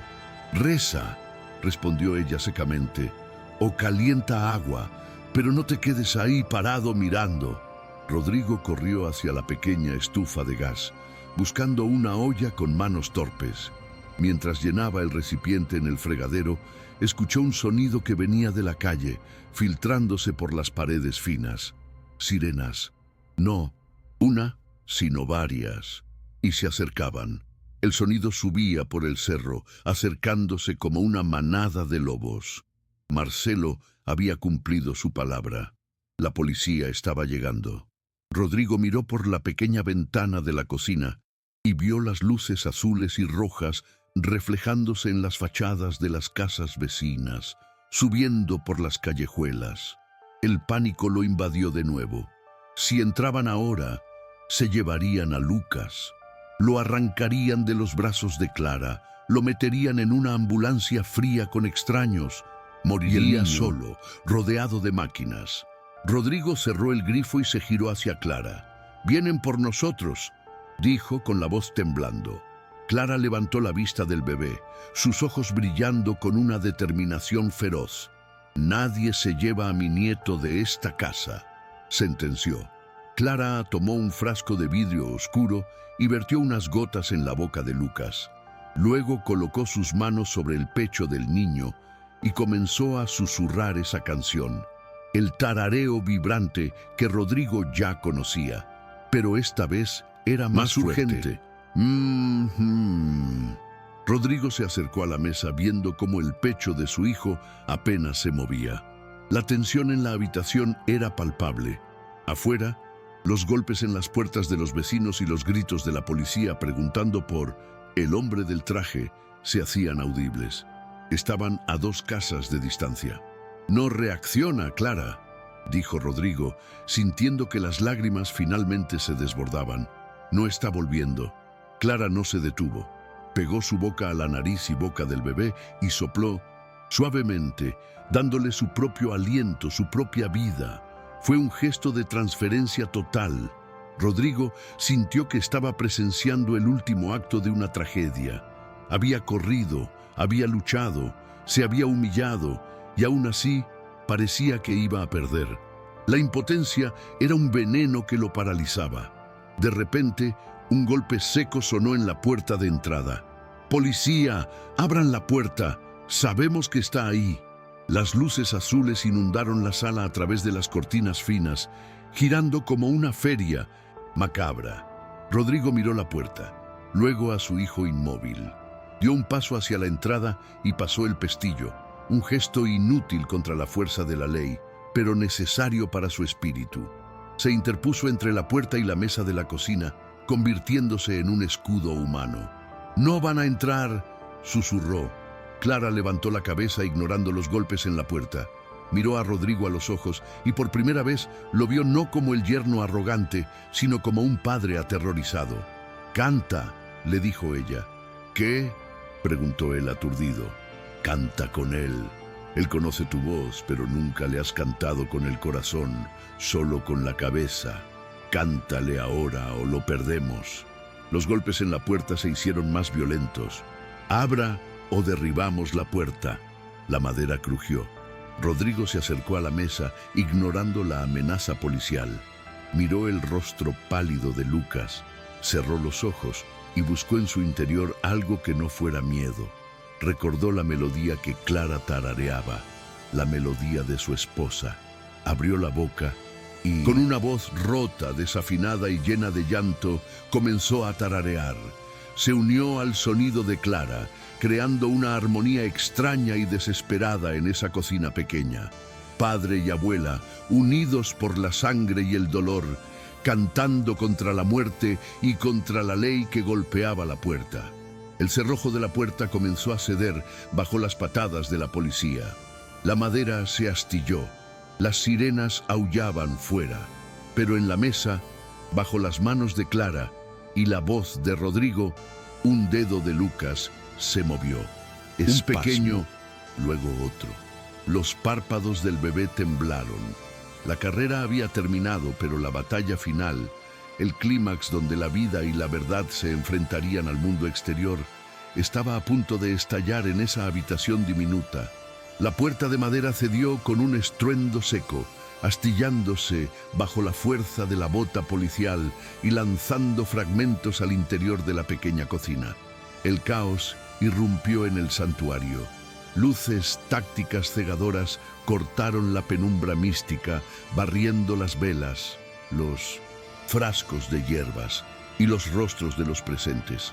«¡Policía! ¡Aléjense del menor!», gritó un oficial con el arma desenfundada, su voz rebotando en las paredes estrechas.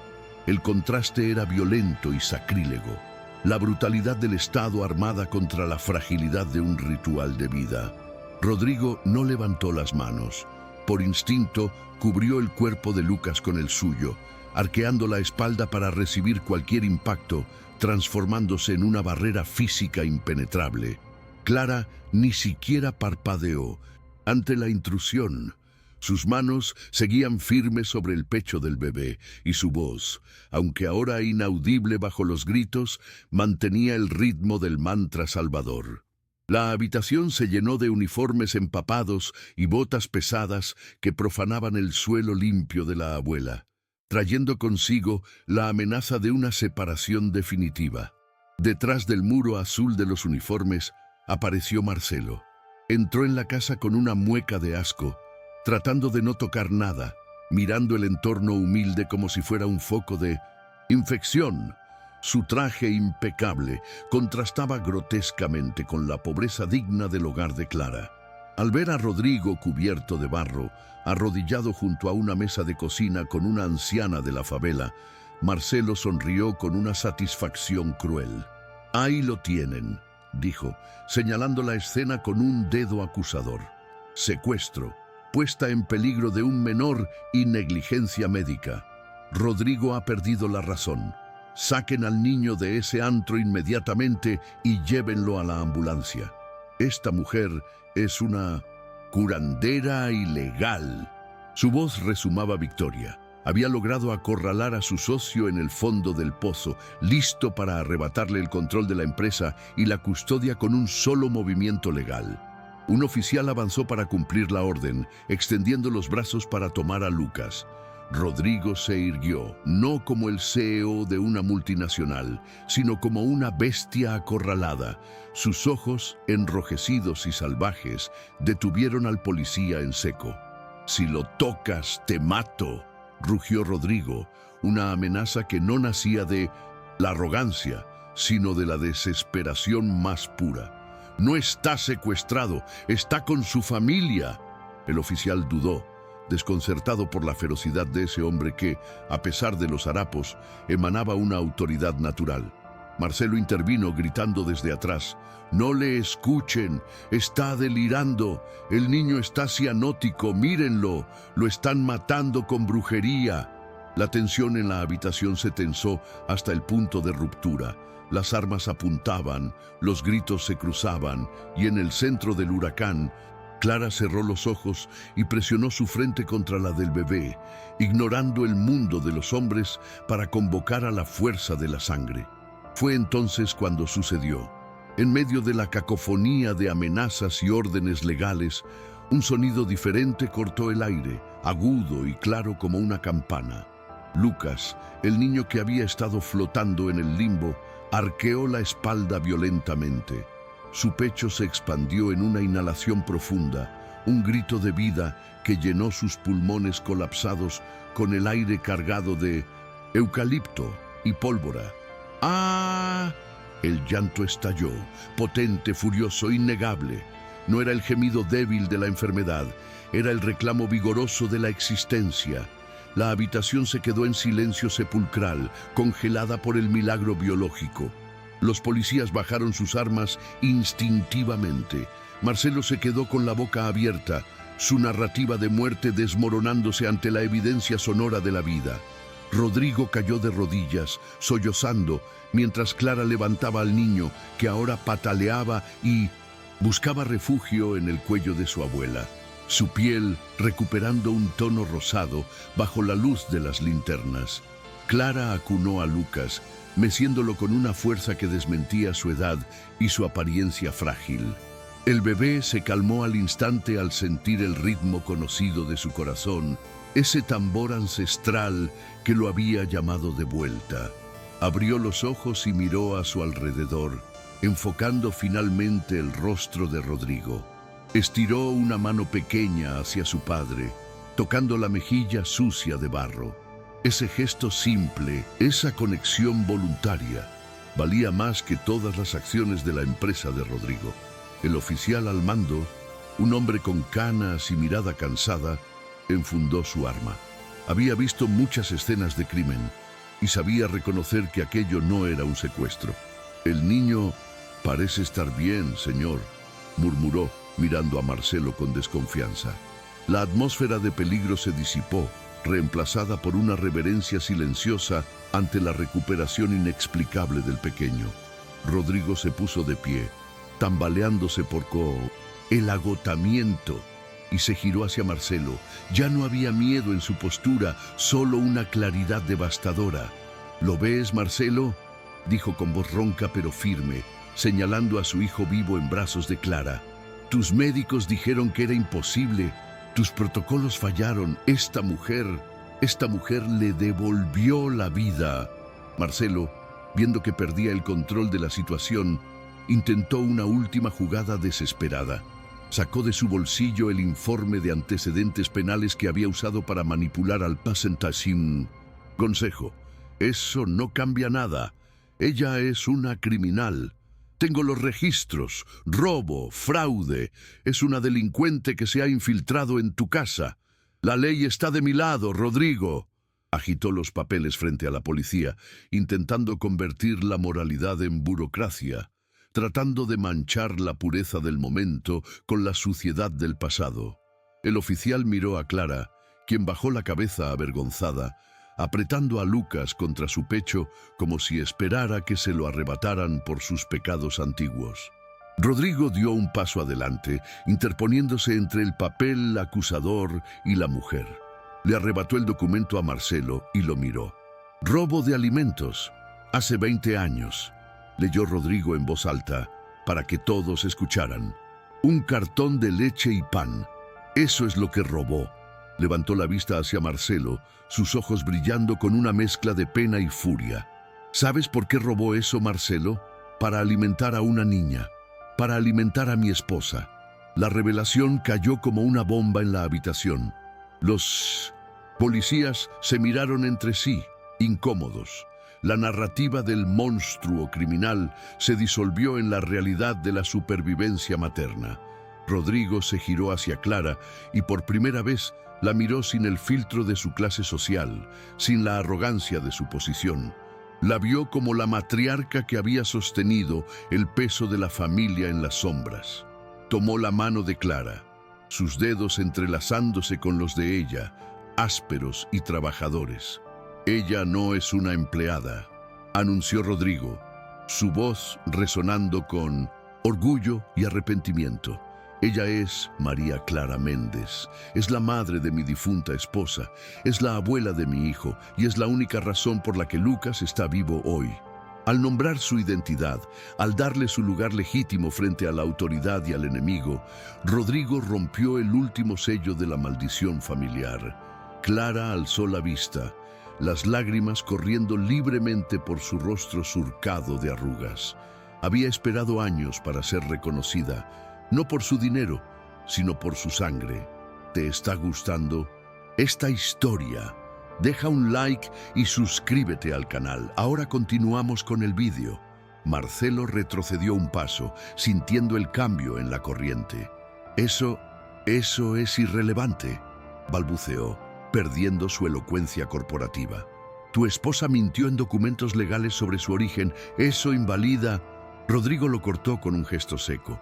Mi esposa mintió porque tenía miedo, confesó Rodrigo, exponiendo su propia herida frente a todos. Miedo de que yo fuera como tú, miedo de que mi mundo no aceptara el suyo. Y tenía razón. Yo la juzgué. Yo fui el ciego. Ella ocultó a su madre para protegerme de mis propios prejuicios. Miró al oficial de policía. Si alguien es culpable de negligencia aquí, soy yo, por haber tardado tanto en traer a mi hijo a casa. Pero ahora estamos aquí y no nos vamos a mover. El oficial de policía asintió lentamente. Comprendió la dinámica. No había delito que perseguir, solo un drama familiar que se había resuelto. Vámonos, ordenó a sus hombres. Aquí no hay para nada. Nosotros. Los policías comenzaron a salir, guardando sus linternas, dejando la casa en una penumbra cálida.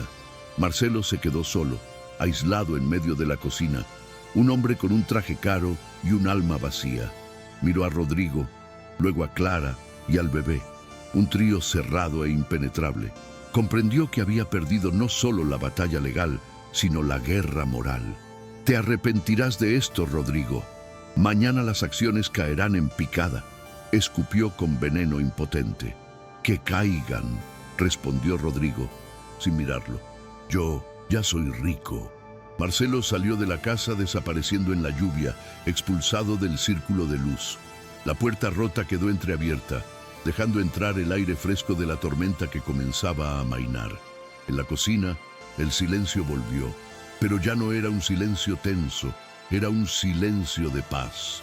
Lucas, agotado por la ordalía, se había quedado dormido en el hombro de su abuela, respirando con un ritmo profundo y saludable. Clara miró a Rodrigo y en sus ojos ya no había miedo ni sumisión, sino una gratitud inmensa. «¿Quiere cargarlo, hijo?», preguntó ella usando esa palabra, hijo, por primera vez. No era un título honorífico, era una adopción emocional. Rodrigo extendió los brazos y recibió a su hijo. El peso era el mismo, pero se sentía diferente, se sentía sólido, permanente. Lucas se acomodó en su pecho, suspirando. Rodrigo miró las fotos en el altar de la pared, las imágenes de su esposa que lo observaban desde el pasado. Sintió que por primera vez desde el funeral ella estaba realmente en paz. No había más secretos, no había más vergüenza. La verdad había sido dolorosa, como una cirugía sin anestesia, pero había extirpado el tumor de la soledad. Se sentó en una silla de madera vieja que crujió bajo su peso, sintiéndose más cómodo allí que en su sillón de cuero italiano. Clara se movió hacia la estufa y sirvió una taza de té de hierbas caliente. Se la ofreció a Rodrigo. Él la tomó con sus manos manchadas de barro, bebiendo el líquido dulce y caliente que reconfortó su interior helado. «¿Y ahora qué?», preguntó ella suavemente, mirando la puerta destrozada y la noche que se aclaraba afuera. Rodrigo miró su reloj, que ya no estaba en su muñeca, y sonrió. «Ahora empezamos de nuevo, Clara. Pero esta vez lo hacemos bien, sin máscaras, sin muros de vidrio». La lluvia cesó por completo afuera, dejando solo el goteo rítmico de los tejados, una música de fondo para la nueva familia que acababa de nacer entre los escombros de dos mundos colisionados. El amanecer sobre el barrio de Santa Marta no trajo el sol gris de la ciudad financiera, sino una luz dorada y vibrante que se filtraba entre los callejones, iluminando el barro seco en los zapatos de Rodrigo. Él salió al pequeño patio de la casa de Clara, sosteniendo una taza de café humeante en una mano y sintiendo una paz desconocida en su interior. Desde esa altura, los rascacielos de cristal donde había pasado su vida parecían juguetes lejanos, monumentos fríos a una soledad que ya no le pertenecía. Lucas dormía dentro, en la cama de su abuela, rodeado de colchas de retazos y el olor a hogar. Rodrigo observó a los vecinos salir a trabajar. Ya no veía amenazas ni pobreza estéril, sino una comunidad tejida con hilos de resistencia y solidaridad. Comprendió que su esposa no había huido de este lugar por falta de amor, sino por el miedo a que ese mundo crudo manchara la perfección de la vida que él le ofrecía. Allí, parado en la terraza precaria, Rodrigo perdonó el silencio de ella, entendiendo finalmente que la mentira había sido un acto desesperado de protección, un escudo frágil contra los prejuicios que él mismo había encarnado hasta la noche anterior. El regreso a la mansión de vidrio, horas más tarde, no fue un retorno a la normalidad, sino una conquista del espacio. Rodrigo entró por la puerta principal cargando a Lucas, con Clara a su lado, entrando no como empleada, sino como matriarca. Lo primero que hizo Rodrigo fue abrir todas las persianas automatizadas, bloqueando los sensores para que la luz natural inundara cada rincón, revelando el polvo y la vida. Fue al jardín de invierno, ese mausoleo clausurado, y abrió las puertas de cristal de par en par, dejando que el aire de la casa se mezclara con el exterior. Clara trajo sus macetas de la favela, colocando latas oxidadas con geranios vivos junto a las orquídeas exóticas moribundas. La fusión estética era chocante para los estándares de diseño, pero perfecta para el alma.